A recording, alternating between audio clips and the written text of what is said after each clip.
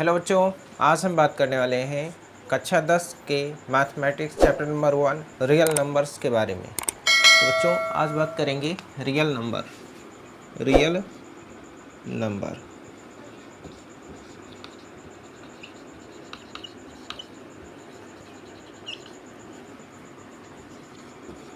वास्तविक संख्याएं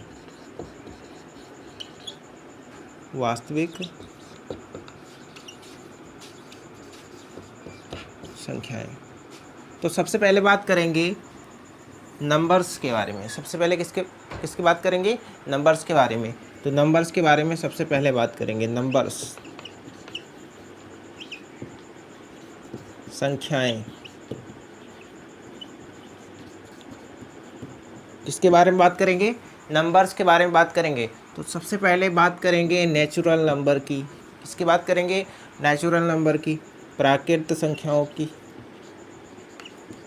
प्राकृत संख्याएं,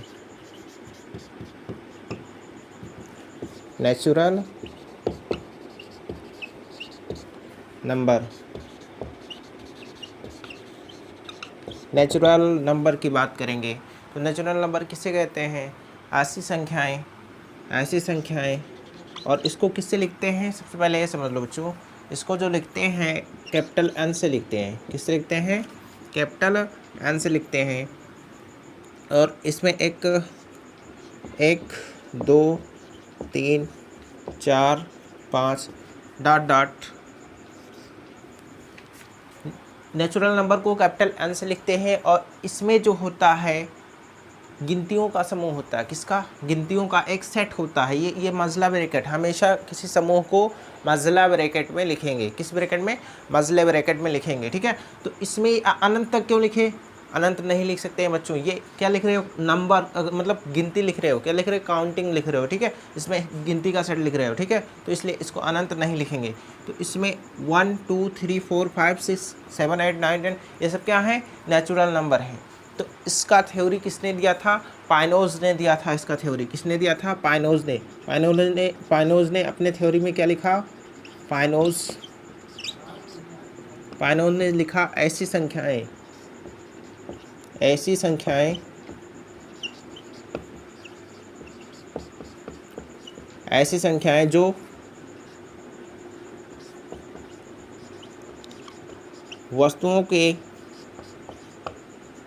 संख्याएं जो वस्तुओं के गिनने के काम आए।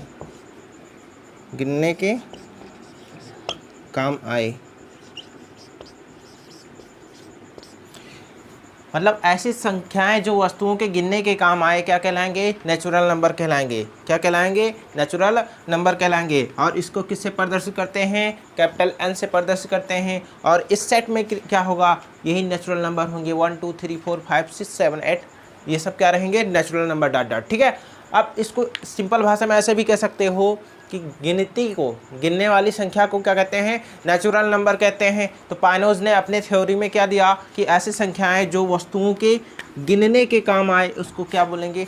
नेचुरल नंबर बोलेंगे। क्या बोलेंगे बच्चों? नेचुरल नंबर बोलेंगे। इतना बात क्लियर हुआ? नेचुरल नंबर समझ पाए? ठीक है, नोट करिए। अब बात करेंगे पूर्ण संख्या की। किसकी बात करेंगे? पूर्ण संख्या।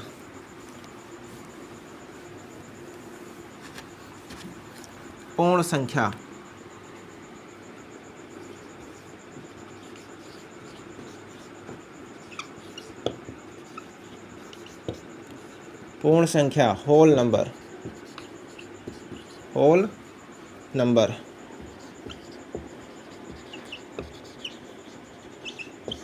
इसको बच्चों W से रिप्रेजेंट करते हैं। किससे? W से रिप्रेजेंट करते हैं।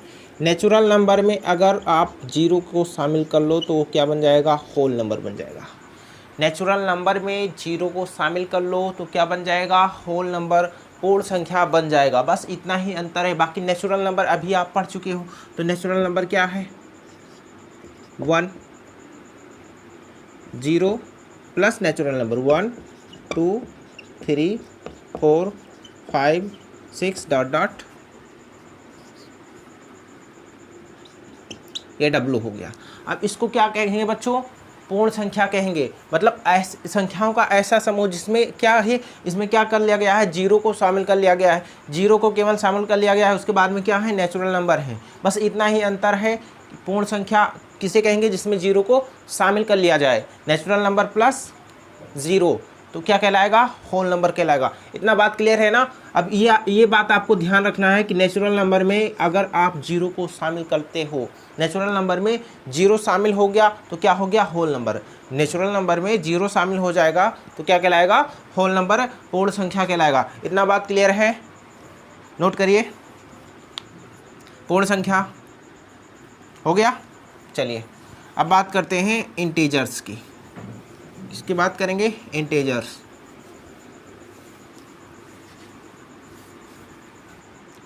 पूर्णांक।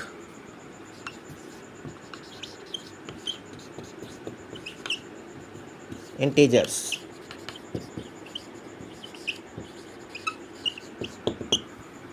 अब पूर्णांक किसे कहेंगे बच्चों, पूर्णांक किसे कहेंगे, जो पूर्णांक को जड़ से लिखते हैं, किससे, जड़ या आई से, जड़ या आई से प्रेजेंट करते हैं, ठीक है। और इसमें जो होता है नेगेटिव इंटीजर होते हैं, -3, -2, -1, जीरो भी शामिल होता है, 1 2 3 4 5। ये सब क्या कहलाएंगे, ये सब क्या है, इंटीजर है बच्चों। पॉजिटिव भी होता है इंटीजर, क्या रहेगा, पॉजिटिव भी होगा, नेगेटिव भी होगा, ठीक है। नेगेटिव और पॉजिटिव, जीरो भी होगा। अब जीरो ये क्वेश्चन कभी कभी पूछ लेता है, नोट करके लिख लो बच्चों, नोट करके लिख लो। क्या जीरो धनात्मक पूर्णांक है या ऋणात्मक पूर्णांक है, तो लिख लो बच्चों, शून्य ना तो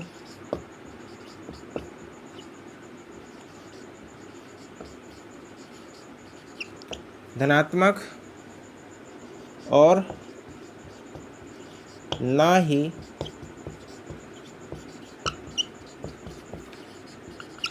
ऋणात्मक पूर्णांक है।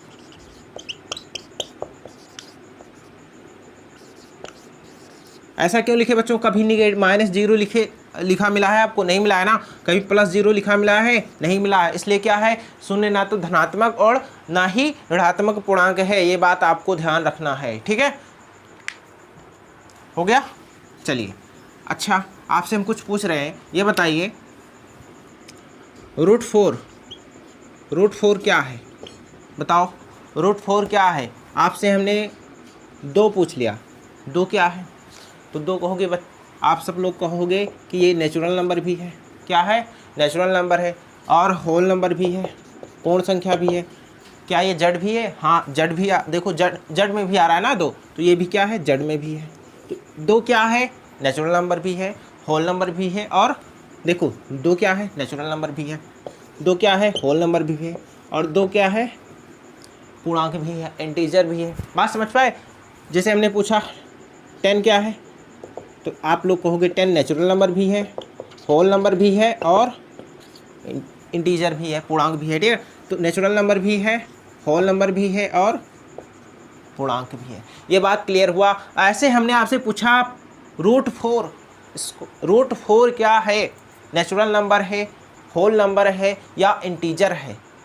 बात समझ पाए, नेचुरल नंबर है, होल नंबर है, या इंटीजर है, तो आपका जवाब क्या आएगा, बताओ क्या आएगा। तो √4 का मतलब क्या मिलेगा, +-2 मिलेगा। क्या मिलेगा, √4 का मतलब क्या मिलेगा, +-2। और प्लस माइनस किस में आता है, तो प्लस माइनस किस में आता है, ये जो आता है ये जड़ में आता है। किस में आता है, जड़ में आता है। बात क्लियर हुआ। ये प्लस माइनस किस में आएगा, जड़ में। देखो -2 और ये +2 किस में आया, जेड में आया। किस में आया, इंटीजर में आया। तो ये क्या है, √4 क्या है, इंटीजर है। √4 क्या है, इंटीजर है। ऐसे हमने पूछ लिया √16 क्या है, तो आपका जवाब आएगा +-4 मिलेगा।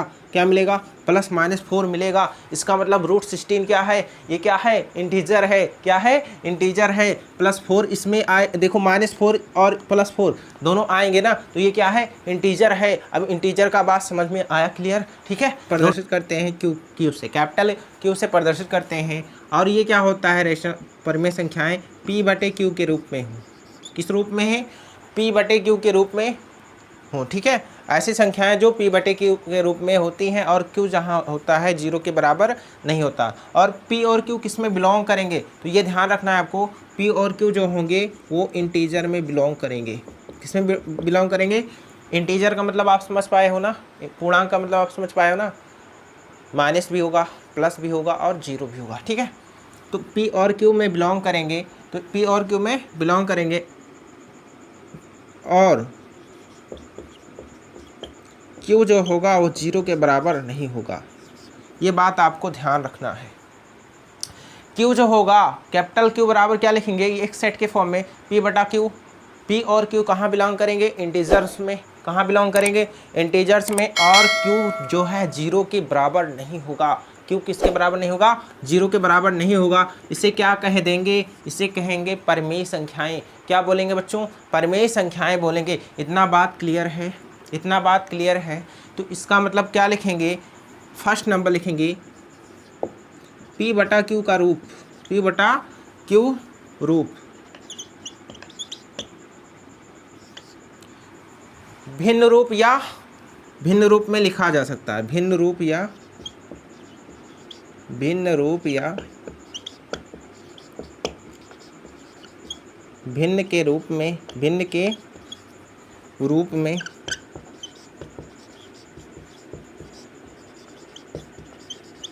लिखा जा सकता है, लिखा जा सकता है। इतना बात क्लियर हुआ। p बटा q का जो रूप होगा वो भिन्न रूप या भिन्न के रूप में लिखा जा सकता है, ठीक है। इतना बात क्लियर है, इतना बात क्लियर है। दूसरा बात ये लिखेंगे, दूसरा बात ये लिखेंगे p और q जो है, p और q जो है किस में बिलोंग करेगा, p कामा q जो है बिलोंग करेगा इंटीजर्स में। किस में बिलोंग करेगा, इंटीजर्स में। तो अंश व हर दोनों क्या होंगे, पूर्णांक होने चाहिए। अंश व हर क्या होना चाहिए, पूर्णांक इंटीजर होना चाहिए। अंश व हर दोनों पूर्णांक हों, क्या हो, दोनों पूर्णांक हों। इतना बात क्लियर हुआ।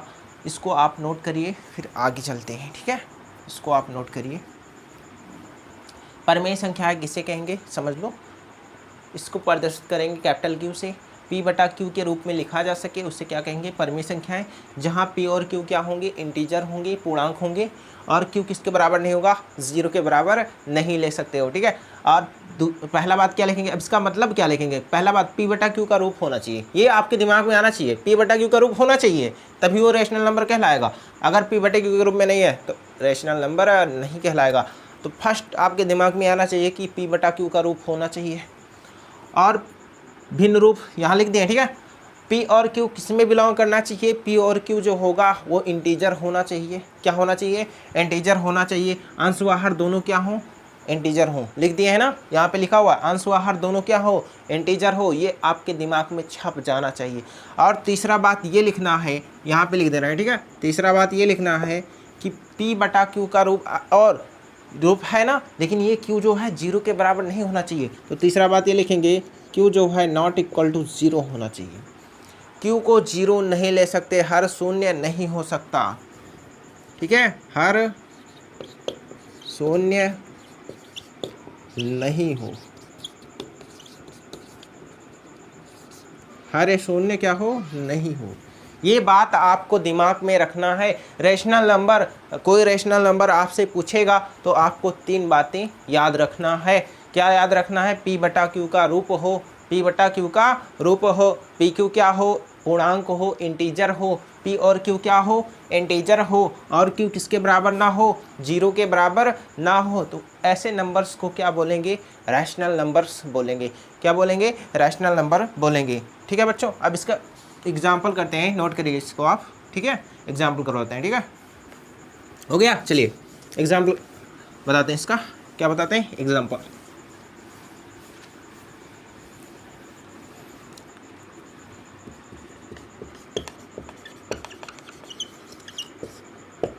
क्या बताएंगे, एग्जाम्पल बताएंगे। अब बताओ, सबसे पहले आपसे हम ये पूछ रहे हैं, क्या 0 परिमेय संख्या है या नहीं है, शून्य जो है परिमेय संख्या है या नहीं है, बताइए। तो जीरो जो है परमेय संख्या है, जीरो क्या है, परमेय संख्या है। अब आपके दिमाग में उलझन हो गया होगा, अरे जीरो कैसे परमेय संख्या हो सकता है। अरे सर देखिए, जीरो बटा, अब देखो ये जीरो है ना, जीरो बटा वन लिख सकते हो, जीरो बटा वन लिख सकते हो ना। अब ये किसका रूप है, पी बटा क्यू का रूप है, पी बटा क्यू का रूप है। पी और क्यू क्या है, पी और क्यू इंटीजर है, पी और क्यू क्या है, इंटीजर है। आया दिमाग में, तीनों केस फॉलो कर रहा है ना। देखो पी बटा क्यू का रूप लिखा है, हाँ लिखा है सर। पी और क्यू किस में बिलोंग कर रहा है, इंटीजर में, हाँ ये भी तो कर रहा है ना। और क्यू क्या जीरो के बराबर है, नो सर, कहाँ है, अरे क्यू तो वन के बराबर है, क्यों कहाँ जीरो है। तो बात क्लियर हो गया ना, कैसे पहचानोगे, तीनों ये इसमें सेटिस्फाई करा ना। पी बटा क्यू का रूप लिखा हुआ, पी और क्यू किस में बिलोंग करे, इंटीजर में, तो जीरो भी इंटीजर है और वन भी इंटीजर है, बात क्लियर है ना। और क्यू जो है जीरो के बराबर नहीं है, ठीक है। तो ये क्या कहला, अब ये कितने के बराबर होगा, ये तो जीरो के ही बराबर होगा। कितने के बराबर होगा बच्चों, जीरो के ही बराबर होगा। इसलिए शून्य क्या है, एक परमेय संख्या है। शून्य क्या है, एक परमेय संख्या है। ये आपके दिमाग में आना चाहिए, ठीक है, ये आपके दिमाग में आना चाहिए। जीरो क्या है, एक परमेय संख्या है, ठीक है। हमने लिख दिया 4/3, ये क्या है, ये भी एक परमेय संख्या है, पी बटा क्यू का रूप है, ठीक है। -2/3 लिख दिया, -2/3, ये भी क्या है, परमेय संख्या है। तो ये सब क्या है बच्चों, उदाहरण है, ठीक है। पी बटा क्यू के रूप में हो, पी और क्यू क्या हो, इंटीजर हो, क्यू जीरो के बराबर ना हो, क्या कहोगे आप, रैशनल नंबर कहोगे। बात क्लियर है, ठीक है, नोट करिए, हो गया। अच्छा, हम आपसे पूछ ले √25, √25 क्या है, रैशनल नंबर है या इरेशनल नंबर है, बताइए। √5, √16 पूछ लिए, √16 पूछ लिए, √25 पूछ लिए, 36 पूछ लिए। तो ये सब क्या है, ये सब भी क्या है, रैशनल नंबर है। ये सब भी क्या है बच्चों, रैशनल नंबर है। क्यों है, √5 का जो वर्गमूल लोगे तो कितना मिलेगा, 5 ही तो मिलेगा। कितना मिलेगा, 5 मिलेगा। कितना मिलेगा, 5 मिलेगा। और 5 क्या है, रैशनल नंबर है। क्या है, रैशनल नंबर। अरे 5/1 नहीं लिख सकते हो, इसका 4 मिलेगा, 4/1 हो जाएगा। इसका 6 मिलेगा, 6/1 हो जाएगा। क्या कहलाएगा, रैशनल नंबर कहलाएगा। बात क्लियर है। अब बात करते हैं इरेशनल नंबर की, ठीक है, इसको मिटा रहे हैं, ठीक है।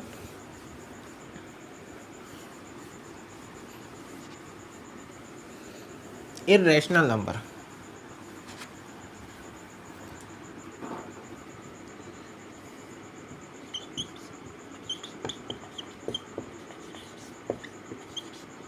अपरमेय संख्या,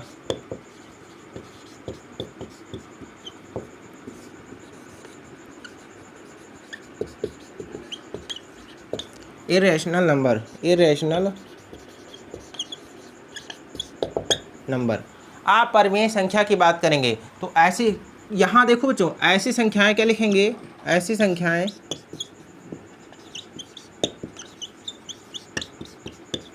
जो P बटा Q के रूप में, P बटा Q के रूप में नहीं लिखा जा सके, नहीं लिखा जा सके। मतलब ऐसी संख्याएं जो P बटा Q के रूप में आप नहीं लिख सकते हो, उसको क्या बोलोगे आप अपरमेय संख्या बोलोगे, इरेशनल नंबर बोलोगे। जैसे एग्जाम्पल से समझते हैं, एग्जाम्पल से समझने की कोशिश करते हैं। √2 लिख दिया, क्या लिख दिए, √2। अब √2 क्या है, एक अपरमेय संख्या, इसको P बटे Q के रूप में नहीं लिख सकते हैं, ठीक है। √3 हमने लिख दिया, क्या लिख दिया, √3 लिख दिया, इसको भी नहीं लिख सकते हो। √5 लिख दिया, क्या लिख दिया, √5, एक इसको भी नहीं लिख सकते हो। हमने लिख दिया 3/√6, 3/√6, क्या आप इसको लिख सकते हो, नहीं लिख सकते हो। क्या है, नहीं लिख सकते हो। हमने लिख दिया √6/4, अब इसको लिख सकते हो, नहीं लिख सकते। अब ये P बटा Q का रूप है, नहीं है। P बटा Q का रूप कहाँ है, अच्छा आपके दिमाग में ये आना चाहिए, क्यों नहीं है। तो √2 क्या इंटीजर है, नहीं है, नहीं है ना। तो ये कैसे लिख सकते हो, नहीं लिख सकते हो ना। √6 इंटीजर में आएगा, नहीं आएगा। तो ये क्या है, इसलिए इसको P बटे Q के रूप में नहीं लिख सकते हैं। इसलिए ये सब क्या है, अपरमेय संख्याएं हैं। ये बात आपको ध्यान रखना है। अब नोट करके लिख लो बच्चों, नोट करके लिख लो। पाई क्या है, परमेय संख्या है या अपरमेय संख्या है, कौन बताएगा। बताओ जल्दी। पाई क्या है? पाई अपरिमेय संख्या है। कैसी संख्या है? अपरिमेय संख्या है। पाई जो है अपरिमेय संख्या है। पाई कैसी संख्या है? अपरिमेय संख्या है। और इसका जो वैल्यू होता है 22/7। 22/7 क्या है बताओ बच्चों? 22/7 क्या है? 22/7 जो है एक परिमेय संख्या है। ये p/q का रूप लिखा हुआ है, तो ये क्या है? परिमेय संख्या है। परिमेय संख्या है। ये क्या है? परिमेय संख्या है। क्या है ये? परिमेय संख्या है। ये बात आपके दिमाग में आना चाहिए। पाई क्या है? अपरिमेय संख्या है। 22/7 क्या है? एक परिमेय संख्या है। ठीक है, नोट कर लीजिए आप इसको। ठीक है, हो गया? चलिए मिटा रहे हैं।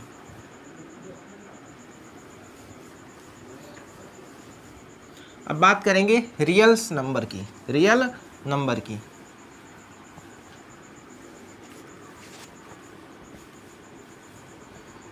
रियल नंबर, रियल नंबर की बात करेंगे।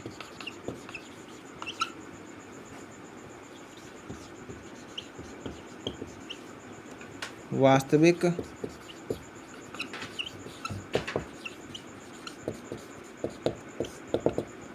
किसकी बात करेंगे? वास्तविक संख्याएं।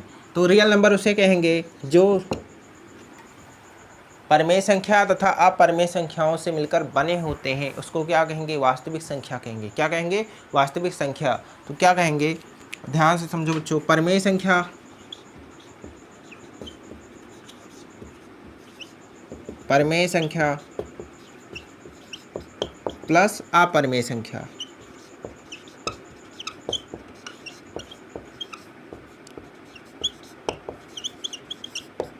इनसे जो मिलकर बने होंगे उसको, उस नंबर्स को क्या कहेंगे? रियल नंबर, वास्तविक संख्या। ये बात आपके दिमाग में आना चाहिए। तो इसका डेफिनेशन क्या लिखेंगे? परिमेय संख्या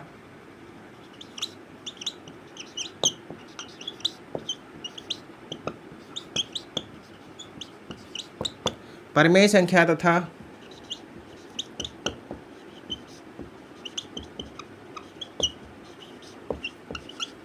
अपरिमेय संख्या, परिमेय संख्या तथा अपरिमेय संख्या मिलकर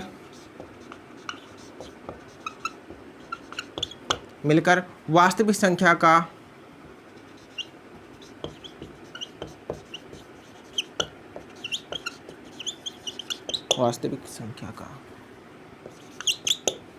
समुच्चय बनाती हैं।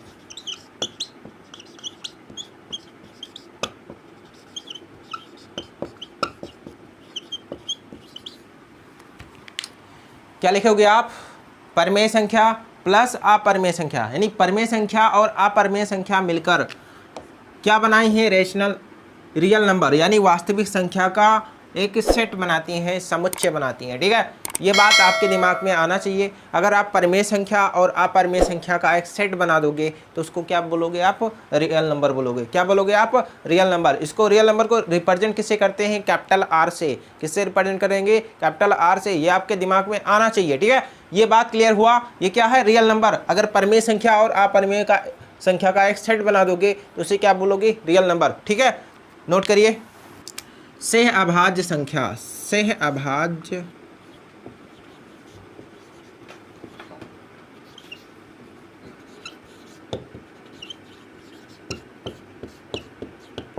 संख्याएं, या इसको ये भी बोलते हैं सापेक्ष अभाज्य संख्याएं। क्या बोलते हैं? सापेक्ष अभाज्य संख्याएं। सापेक्ष अभाज्य संख्याएं को प्राइम नंबर्स, को प्राइम नंबर्स। सह अभाज्य संख्याएं, सापेक्ष अभाज्य संख्याएं, को प्राइम नंबर, ये क्या होते हैं? तो ऐसी संख्याएं, क्या लिखेंगे बच्चों? ऐसी दो संख्याएं, ऐसी दो संख्याएं, ऐसी दो संख्याएं जिनका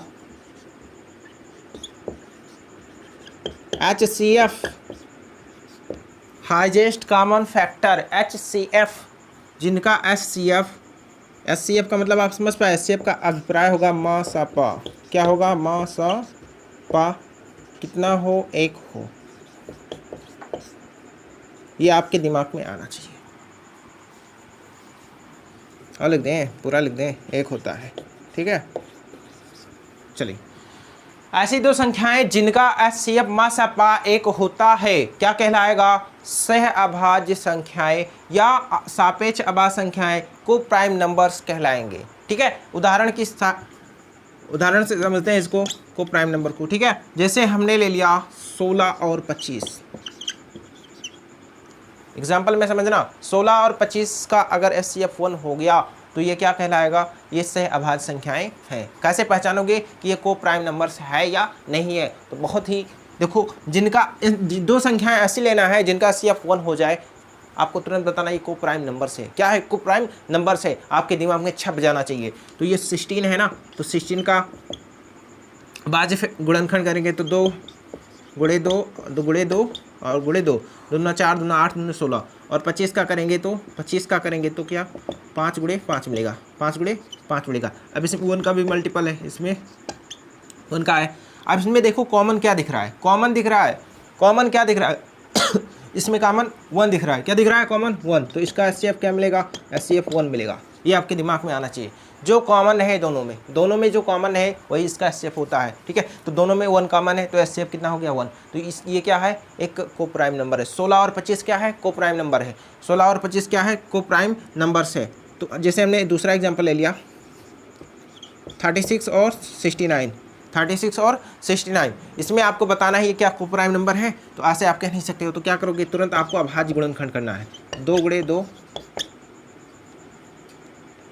गुणे 3 गुणे 3, 2 दूना 4, 3 12, 12 यहाँ 36, ठीक है। अब यहाँ लिखेंगे 69, क्या लिखेंगे? 69। अब 69 में क्या लिखेंगे?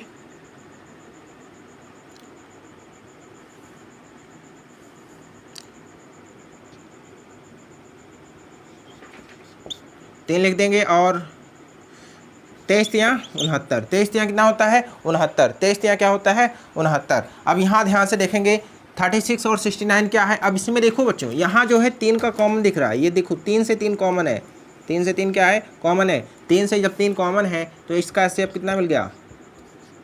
HCF 3 मिल गया। अब बताइए, ऐसी दो संख्याएं जिनका HCF 1 होना चाहिए, तब आप उसको को प्राइम नंबर्स बोलोगे, सह अभाज्य संख्याएं बोलोगे, वरना नहीं बोल सकते आप। तो HCF कितना मिला आपको? HCF इसका 3 मिला है। HCF कितना मिला है आपको? 3 मिला है। तो ये क्या को प्राइम नंबर से है? नो सर, कहाँ है ये? तो HCF हमें कितना मिलना चाहिए? 1 मिलना चाहिए। इसलिए ये क्या है? इसलिए ये है कि ये 36 और 69 क्या है? सह अभाज्य संख्या नहीं है, सह अभाज्य संख्या नहीं है। ये आपके दिमाग में आना चाहिए। मतलब 36 और 69 क्या है? एक सह अभाज्य संख्या नहीं है, ठीक है। अगला एग्जाम्पल करवाते हैं, नोट करिए आप इसको, जब तक नोट करिए। एक एग्जाम्पल और करते हैं, ठीक है, मिटा रहे हैं।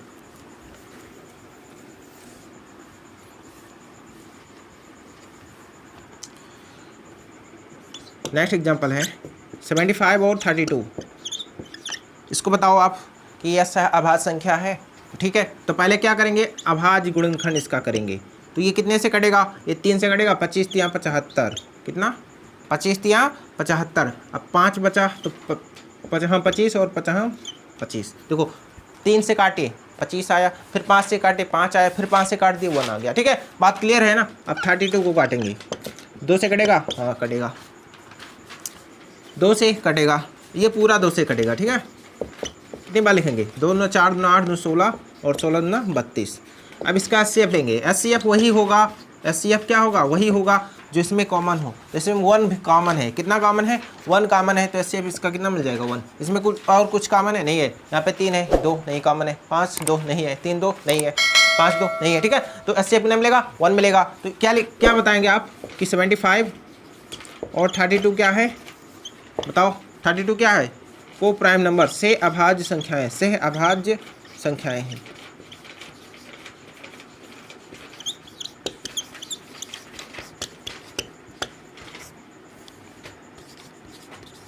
बात क्लियर है? सही अभाज्य संख्याएं। अब बात करते हैं इवन नंबर की। अब बात करेंगे इवन नंबर की। मिटाएं इसको, ठीक है, मिटा रहे हैं, ठीक है।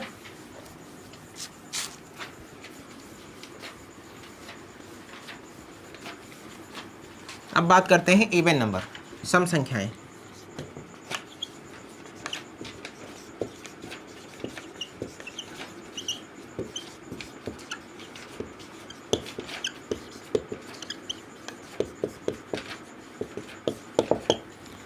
इवन नंबर उसे कहेंगे बच्चों ऐसी संख्याएं जिसमें 2 का पूरा पूरा भाग चला जाए, ठीक है। ऐसी संख्याएं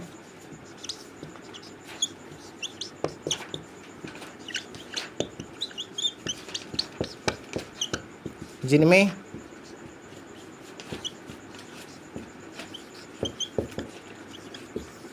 2 का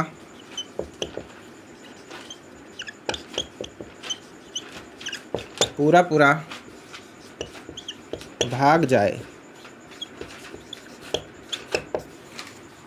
क्या कहलाएंगे? इवन नंबर कहलाएंगे। ऐसी संख्याएं जिनमें 2 का पूरा पूरा भाग चला जाए क्या कहलाएगा? इवन नंबर कहलाएगा। तो इवन नंबर क्या होंगे समझो, 2 होगा, 4 होगा, 6 होगा, 8 होगा, 10 होगा, 12 होगा, डॉट डॉट सो ऑन, ठीक है। ये सब क्या कहलाएंगे बच्चों? इवन नंबर्स कहलाएंगे। आपके दिमाग में आना चाहिए इवन नंबर क्या होंगे? जिसमें 2 का, अब 2 में 2 का भाग करोगे पूरा जाएगा, 4 में करोगे पूरा जाएगा, 6 में, सब में क्या है 2 का भाग पूरा पूरा चला जाएगा, इसलिए इसे क्या कहेंगे? Even number. ये आपके दिमाग में आना चाहिए, ठीक है। नोट करिए आप इसको।